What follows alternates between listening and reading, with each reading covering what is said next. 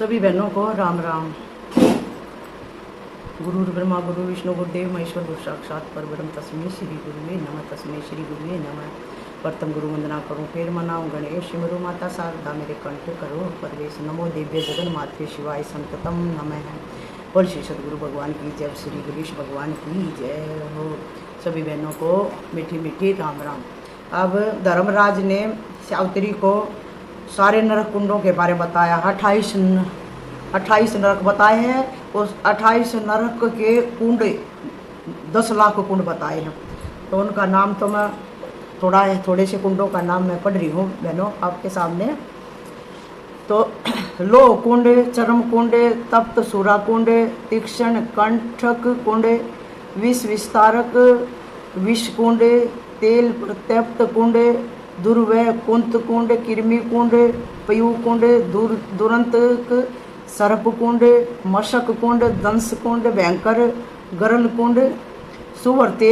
ऐसे ही वज्र सदृश दांतों वाले वृश्चिक आदि भयंकर जीवों के कुंड, सरकुंड, शूलकुंड, भयंकर खग कुंड, गोलो कुंड, नरक कुंड आदि आदि हैं। बहुत से नरक कुंड हैं, बहुत से नरक कुंड बताए। 10 लाख नरक कुंड बताए हैं इसमें तो। और 10 लाख ही उनके ऊपर पहरेदार खड़े हैं, उनके अनुचर। 10 लाख अनुचर सदा इनकी देख रेख में नियुक्त रहते हैं। इन अनुचरों के हाथों में दंड रहते हैं। ये भयंकर एवं मंद अभिमानी अनुचर खग लिए रहते हैं। उनके हाथों में भयावह गदा और शक्ति शोभा पाती है। वे सदा क्रोध में तपत माए रहते हैं। उनमें दया का नाम तक नहीं रहता। निर्दयी हैं वो सब। उन्हें कोई किसी प्रकार का रोक नहीं सकता। उन तेजस्वी एवं निर्भीक अनुचरों की तांबे के सदृश रक्त वर्ण की आंखें कुछ कुछ पीले रंग की हैं। योग सिद्धि से संपन्न होने के कारण वे नाना प्रकार के वीरों का रूप धारण कर लिया करते हैं। मृत्यु काल उपस्थित होने पर पापियों को वे स्वयं दिखाई पड़ते हैं। देवी, सूर्य और गणपति के उपासक तथा अपने कर्मों में निरत रहने वाले सिद्ध एवं योगी पुरुषों को अपने पुण्य प्रभाव से उनके सम्मुख नहीं जाना पड़ता। जो पुण्य आत्मा है वो इन नरक कुंडों में नहीं जाते। जो अपने धर्म में सदा निरत रहते हैं, जिनका हृदय विशाल है तथा जो पूर्ण संतप्त हैं, जिन्हें सपने में भी कहीं भी इष्ट देव का दर्शन प्राप्त हो सका है, ऐसे वैष्णव पुरुषों को वे बलवान एवं निशंक अनुचर कभी दिखाई नहीं देते। साध्वी इन कुंडों की संख्या का निरूपण तो कर चुका। अब किन पापियों को किन कुंडों में जाना पड़ता है उन्हें बताता हूँ, सुनो। साध्वी भगवान श्री हरि की सेवा में सहलगन रहने वाले पुण्य आत्मा, योगी, सिद्ध, वृत्ति, तपस्वी और ब्रह्मचारी पुरुष नरक में नहीं जाते। वह दुरूह सत्य है। जो शक्तिशाली मनुष्य बल के अभिमान में आकर अपने कटु वचनों द्वारा बांधुओं को दग्ध करता है, वह व्यक्ति अग्निकुंड नामक नरक में जाता है। उसके शरीर में जितने रोम होते हैं उतने वर्षों तक उसे नरक में वास करना पड़ता है।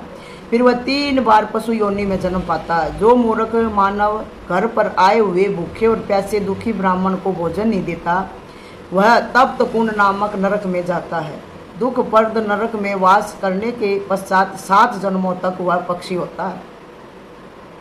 जो मनुष्य रविवार, सूर्यकांत, संक्रांति, अमावस और श्राद्ध के दिन वस्त्रों को 4 पदार्थ से धोता है, उसे 4 कुंड में जाना पड़ता है। अब यहाँ पे ध्यान देने योग्य बात है। जो भी कथा सुने वो देखो ध्यान से सुना। जो मनुष्य रविवार की सूर्य संक्रांति हो, अमावस हो, श्राद्ध के दिनों में वस्त्र 4 पदार्थ से धोता, मतलब साबुन से धोता है, उसे 4 कुंड में जाना पड़ता है। तो इसलिए आज से ही अपना प्रण ले लो। संक्रांति हो सूर्य की, अमावस को अब जो कपड़े धोते वो कपड़े ना धोए। जो अधम मानव मूल प्रकृति भगवती जगदम्बा, वेद, शास्त्र, पुराणों, ब्रह्मा, विष्णु, शिव, गौरी तथा सरस्वती आदि देवियों की सदा निंदा करते हैं, वे सभी उन अत्यंत भयंकर कुंडों में जाते हैं, जिनसे बढ़कर दुखदायी दूसरा कोई कुंड होगा ही नहीं। उन कुंडों में दीर्घ काल तक रहने के पश्चात पुण्य सर्प योनि में उनकी उत्पत्ति होती है। अपने अथवा दूसरे द्वारा उपलब्ध हुई ब्राह्मण और देवताओं की वृत्ति को छीनने वाला व्यक्ति विट कुंड नामक नरक में जाता है। पुण्य पृथ्वी पर आकर वह विष्ठा के कीड़े की योनि में रहता है, जो दूसरों के तड़ाग में बिना उसकी आज्ञा लिए तड़ाग निर्माण कराता है। अच्छा, जो दूसरों की तड़ाग में बिना उसकी आज्ञा लिए तड़ाग निर्माण कराता है, तड़ाग बनाने वाले का झूठा यश लेता है तथा जो वहाँ मूत्र आदि का उत्सर्ग करता है, ऐसा व्यक्ति उस दोष के कारण मूत्रकुंड नामक नरक में जाता है। उसे वहाँ वे ही मूत्र आदि अपवित्र वस्तुएं भोजन के लिए मिलती हैं। पुनः भारतवर्ष में वह बैल होकर रहता है। मधुर पदार्थ को अकेले ही खा जाने वाला व्यक्ति श्लेषम कुंड नामक नरक में जाता है। तत्पश्चात वह प्रेत बनता है। जो पिता माता गुरु स्त्री पुत्र पुत्री अथवा अनाथ का भरण पोषण नहीं करता, वह गरल विष कुंड नामक नरक में जाता है और खाने के लिए उसे विष ही मिलता है। तत्पश्चात वह भूत योनियों में जाता है। जो मनुष्य अतिथि को क्रोध भरे नेत्रों से देखता है, उस पापी के दिए हुए जल को पितर और देवता ग्रहण नहीं करते, जिसके द्वारा ब्रह्म हत्या जैसे घोर पाप बन जाते हैं, तो उनके फलस्वरूप प्राणी दूषिका कुंड नामक नरक में जाता है। वहाँ दूषित पदार्थ भोजन करके रहना पड़ता है। फिर भूत की योनि में रहने के पश्चात वह पवित्र होता है। यदि ब्राह्मण को दी हुई वस्तु फिर दूसरों को दे दी जाए तो उस दूषित कर्म के प्रभाव से दाता को वसाकुंड नामक नरक में जाना पड़ता है। तदंतर 7 जन्मों तक उसे गिरगिट होना पड़ता है। जो स्त्री पर पुरुष से अथवा पुरुष पराई स्त्री से अवैध संबंध करता है, वह शुक्र कुंड नामक नरक में जाता है। उसमें कटी योनि में जन्म लेता है, कीट योनि में जन्म लेता है। तत्पश्चात वह शुद्ध होता है। जो गुरु अथवा ब्राह्मण को मारकर उनके शरीर से रक्त बहा देता है, उसे असरक कुंड नामक नरक की प्राप्ति होती है। उसमें रहकर वह रक्तपान करता है। तदंतर 7 जन्मों तक बाघ होता है। फिर मानव योनि में जन्म पाता है। भगवत गुणगान करने वाले भगत को देखकर खेदपूर्वक जिनकी आंखों से आंसू गिरने लगते हैं तथा भगवान श्री कृष्ण के गुण संबंधी संगीत के अवसर पर जो अनुचित रूप से उपहास करता, वह मानो 100 वर्षों तक अश्रु कुंड नामक नरक में वास करता है। भोजन के लिए उसे अश्रु ही मिलते। तत्पश्चात 3 जन्मों तक चंडाल की योनि में उसका जन्म होता है। तब वह शुद्ध होता है। जो मनुष्य सुहृद के साथ निरंतर सठता का व्यवहार करता है, वह गातरमल कुंड नामक नरक में जाता है। इसके बाद उसे 3 जन्मों तक गधेई की या 3 जन्मों तक श्रृगाल की योनि प्राप्त होती है। तत्पश्चात वह शुद्ध होता है। जो बहरे को देख कर हंसता है और अभिमान वश उनकी निंदा करता है, उसका कर्ण वीट नामक नरक कुंड में वास होता है और वहाँ उसे कानों की मैल भोजन के लिए मिलती है। फिर परम दरिद्र होकर जन्म लेता है और उसके कानों में सुनने की शक्ति नहीं रहती। जो मनुष्य लोभवश अपने भरण पोषण के लिए प्राणियों की हिंसा करता है, वह बहुत दीर्घकाल तक मजा कुंड नामक नरक में स्थान पाता है। वहाँ मजा ही उसे भोजन के लिए मिलती है। इसके बाद वह खरगोश की योनि में जन्म लेता है। फिर 7 जन्मों में मछली का जीवन व्यतीत करता है। 3 जन्मों में सुअर और 7 जन्मों में मुर्गा होता है। फिर कर्मों के प्रभाव से उसे मृग आदि योनियाँ प्राप्त होती है। तदंतर वह शुद्ध होता है। जो अपनी कन्या को पाल पोस कर उसे बेचता है, वह अर्थलोभी महान मूर्ख मानव मांस कुंड नामक नरक में जाता है। कन्या का मांस ही उसे भोजन के लिए मिलता है। मेरे अनुचर उसे डंडों से पीटते हैं। मांस और रक्त का भार मस्तक पर उठाकर वह ढोता रहता है। तदंतर वह पापी जन्म पाकर कन्या की विष्ठा का कीड़ा होता है। पश्चात 7 जन्मों तक अधिक होता है। उसे 3 जन्म तक सुअर तथा 7 जन्मों तक मुर्गे की योनि मिलती है। फिर उसे मेंढक जोक और कोए की योनि मिलती है। तत्पश्चात वह शुद्ध हो जाता है। जो मनुष्य व्रतों श्राद्धों और उपवास के अवसर पर चोर कर्म कराता है, वह संपूर्ण कर्मों के लिए अपवित्र माना जाता है। साध्वी ऐसा करने वाला व्यक्ति नरक कुंड में स्थान पाता है। जो मानव विष्णुपद नामक तीर्थ में पितरों को पिंड नहीं देता है, वह अस्थि कुंड नामक नरक में वास पाता है। फिर मानव जन्म पाकर वह लंगड़ा होता है। मानव दरिद्रता के कारण अनेक स्थानों पर भटकने के बाद उसकी शुद्धि हो जाती है। जो महामूर्ख मानव अपनी गर्भवती स्त्री से शारीरिक सेवा कराता है, वह जलते हुए ताम्र कुंड नामक नरक में वास होता है। कायर तथा सद्य ऋतुसत्रता का अन्न खाने वाला व्यक्ति जलते हुए लोह कुंड नामक नरक में रहता है। इसके बाद उसे रजक की योनि और कोए की योनि होती है। जो कोय की योनि प्राप्त होती है। जो चाम छू कर बिना हाथ धोए देव द्रव्य का स्पर्श करता है वह चरम कुंड नामक नरक में वास करता है। जो बिना निमंत्रण मिले शूद्र के घर जाकर उसका अन्न खाता है वह ब्राह्मण तप्त सूर नामक नरक कुंड में स्थान पाता है। जो कठोर वचन कहकर सदा स्वामी को कष्ट पहुंचाता है वह तीक्ष्ण कंटक नामक नरक कुंड में कंटक भोजी बनकर वास करता है। मेरे दूत उसे दंड से कष्ट पहुंचाते हैं। जो निर्दयी व्यक्ति प्राणी को विष देकर मार डालता है वह 1000 वर्षों तक विष भोजी होकर विष कुंड में रहता है। फिर 7 जन्मों तक नरघाती अर्थात जलहद होता है। 7 जन्मों में कोढ़ी होता है। उसके प्रत्येक अंग में फोड़े फुंसियाँ कष्ट देते हैं। तत्पश्चात उसकी शुद्धि होती है। जो पुण्य क्षेत्र भारतवर्ष में जन्म पाकर बैल जोतने वाला व्यक्ति डंडे से बैल को स्वयं मारता है अथवा भरते द्वारा मरवाता है वह तप्त तेल नामक नरक कुंड में रहता है। उस बैल के शरीर में जितने रोए होते हैं उतने वर्षों तक उसे बैल होकर कष्ट भोगना पड़ता है। साध्वी जो निर्दयी व्यक्ति भाले से अथवा आग से संतप्त किए गए लोहे से अवहेलना पूर्वक प्राणी की हिंसा करता है वह युगों तक कुंत कुंड नामक नरक में स्थान पाता है। इसके बाद मानव योनि में जन्म पाकर उदर रोग से दुखी होता है।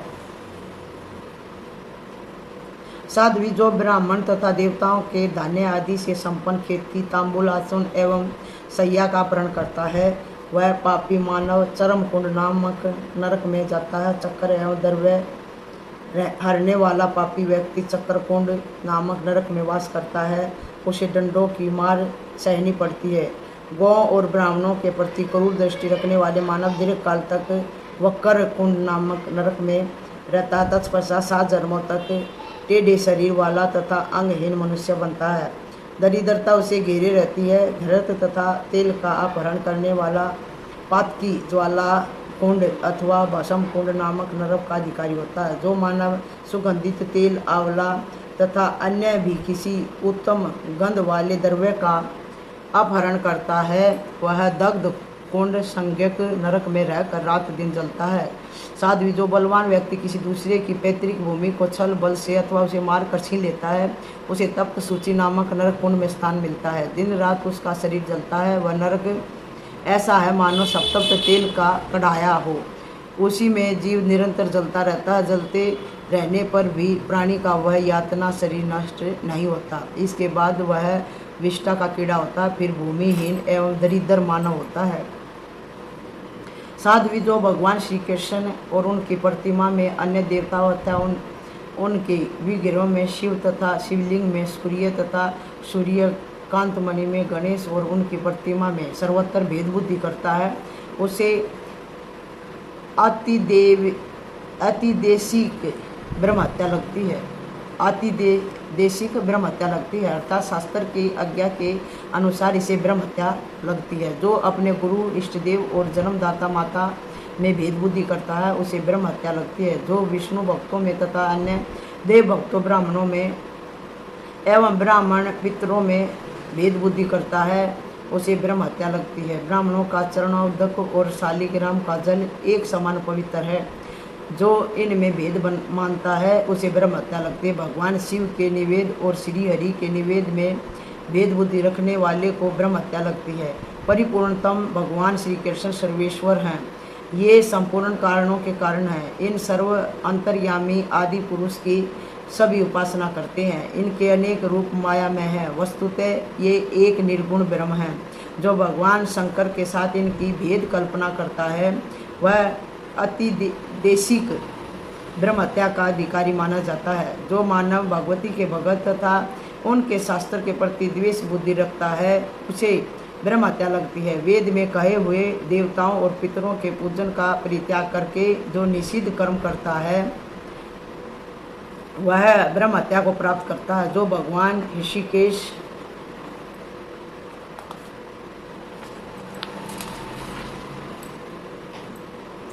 तथा उनके मंत्र उपासकों की निंदा करता है। जो पवित्रों में भी परम पवित्र है जिनका विग्रह आनंद में ज्ञान स्वरूप है तथा जो वैष्णव जन के परम आराध्य एवं देवताओं के शिव हैं, उन सनातन भगवान श्री हरि की जो पूजा नहीं करते बल्कि उल्टी निंदा करते हैं, उनको ब्रह्म हत्या लगती है। कारण ब्रह्म स्वरूपणी मूल प्रकृति भगवती भुवनेश्वरी सर्वशक्ति स्वरूपा है। इन महादेवी को सबकी जननी कहा जाता है। संपूर्ण देवता इन्हीं के स्वरूप है, सभी निरंतर इनकी वंदना करते हैं। इन सर्व कारण स्वरूपा भगवती जगदम्बा की जो निंदा करते हैं उन्हें ब्रह्म हत्या प्राप्त होती है। श्री कृष्ण जन्माष्टमी, रामनवमी, एकादशी, शिवरात्रि तथा रविवार व्रत ये अत्यंत पुण्य प्रदान करने वाले हैं। जो ये परम पवित्र 5 व्रत नहीं करते वे चंडाल से भी अधिक नीच मानव ब्रह्म हत्या के बागी होते हैं। जो भारतवासी मानव अम्बुवाची योग में अर्थात आद्रा नक्षत्र के प्रथम चरण में पृथ्वी खोदते अथवा जल में शौच करते हैं, उन्हें ब्रह्म हत्या लगती है।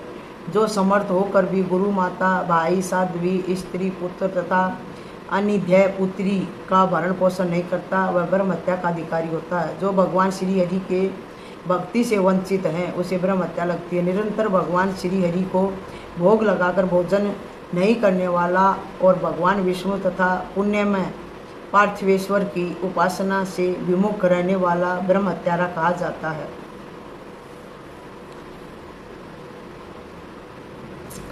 अब आती देशी की गो हत्या बतलाते हैं। कोई व्यक्ति गो को मार रहा हो, उसे देखकर जो निवारण नहीं करता वह गो हत्या का अधिकारी होता है। जो मूर्ख डंडों से गो को पीटता है, बैल पर आरूढ़ होता है, उसे प्रतिदिन गोवध का पाप लगता है। जो गौओं को जूठन देता है तथा बैल पर सवारी करने वाले व्यक्ति का अन्न खाता है उसे निश्चय ही गो हत्या लगती है।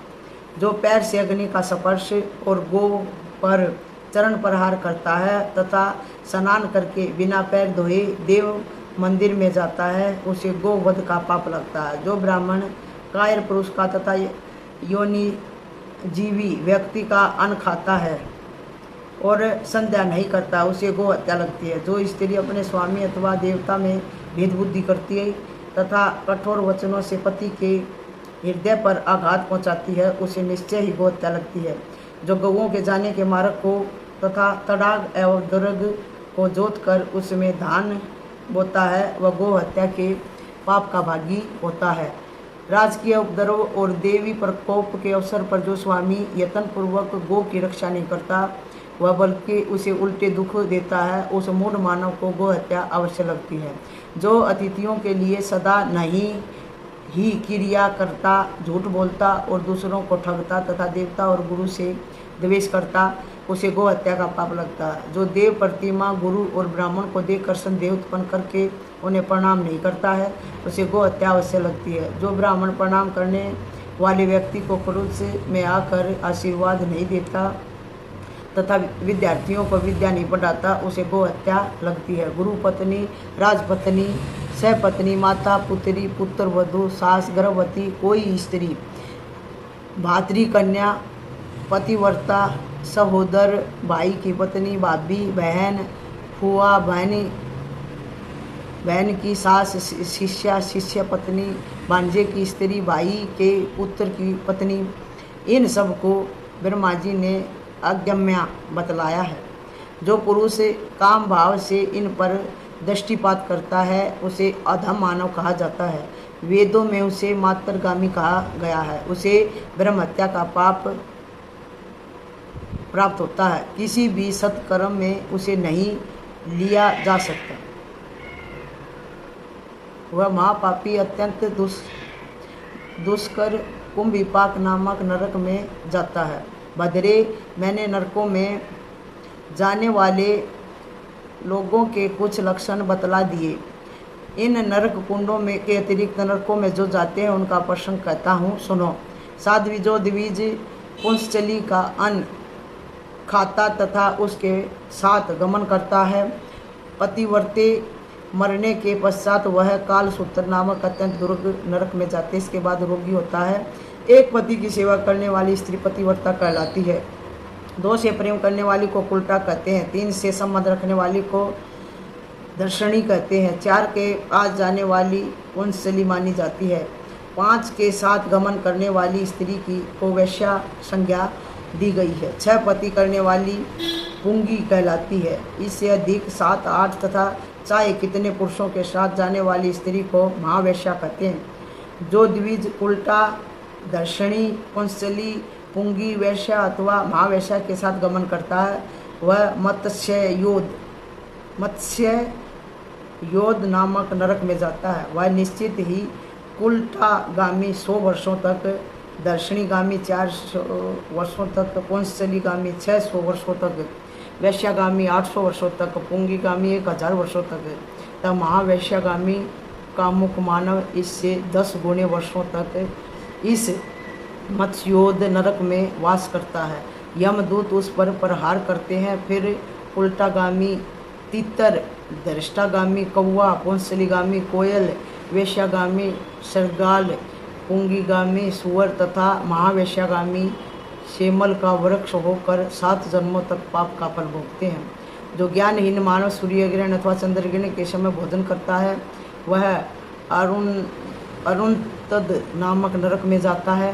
जितने अन्न के दाने खाता है उतने वर्ष तक उसे उस नरक में वास करना पड़ता है। इसके बाद वह उदर रोग से पीड़ित मानव होता है। फिर गुलम रोगी, कान और दंतहीन होता है। जो अपनी कन्या का वाग्दान करके किसी दूसरे घर के साथ उसका विवाह करता है वह पांसु कुंड नामक नरक में स्थान पाता है। पांसु ही उसे भोजन के लिए मिलता है।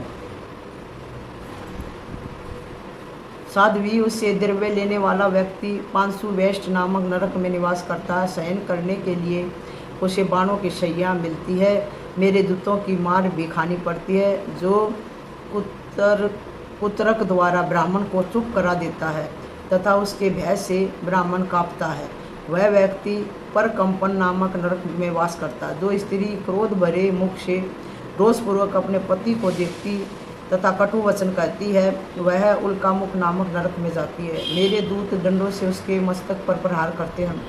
इसके बाद मनुष्य योनि में आकर वह विधवा तथा रोगिणी होती है। वैश्या को वेदन कुंड में, पुंगी को दंडतांडन कुंड में, महावैश्या को जलरंध्र कुंड में, उल्टा को देह चूर्ण कुंड में, सवेरणी को दलन कुंड में तथा दृष्टा को शोषण कुंड में यातना भोगने के लिए निवास करना पड़ता है। मेरे दूत उन पर प्रहार करते साथ भी ये पापनी स्त्रियां विष्टा मूत्र आदि अपवित्र वस्तुएं खाकर निरंतर कष्ट भोगती हैं। जो पुरुष हाथ में तुलसी लेकर की हुई प्रतिज्ञा का पालन नहीं करता अथवा झूठी शपथ खाता है वह ज्वालामुखी नामक नरक में जाता है। हाथ में गंगाजल तथा शालिग्राम की प्रतिमा ले प्रतिज्ञा करके उसका पालन नहीं करने वाला भी ज्वालामुखी नरक में ही जाता है। जो दाहिने हाथ उठाकर प्रतिज्ञा करता है, देव मंदिर में जाकर या गौर और ब्राह्मण को छूकर वचनबद्ध होता है और फिर उसका पालन नहीं करता उसे भी ज्वालामुख नामक नरक की प्राप्ति होती है। पतिव्रते ये सुविख्यात नरक कुंड बताए गए हैं। इनके अतिरिक्त अन्य छोटे छोटे अप्रसिद्ध नरक भी गिनाए गए हैं। अपने दुष्कर्मों के फल भोगने वाले पापियों से उन नरकों का कोना कोना भरा रहता है। कर्म फल भोगने के लिए प्राणी नाना प्रकार की योनियों में भटकते हैं। कहाँ तक बताया जाए, नरकों का विवरण तो बहुत ही लंबा हो गया, यहाँ तक है। आज की कथा को यहीं विराम देते हैं। बहनों सबको राम राम। अब कथा को सुनना और नरकों से बचने की अपनी कोशिश करना। श्री कृष्ण गोविंद हरे मुरारी, हे नाथ नारायण वासुदेवा। श्री कृष्ण गोविंद हरे मुरारी, हे नाथ नारायण वासुदेवा। पंचदेव पक्षों के नरक में न जाने का कथन तथा 86 प्रकार के नरक कुंडों का विशुद्ध परिचय। और विनरे कुंड है एक 28 नरक हमने तो सुने थे, इसमें तो बहुत ही दे रखे। सभी बहनों को राम राम।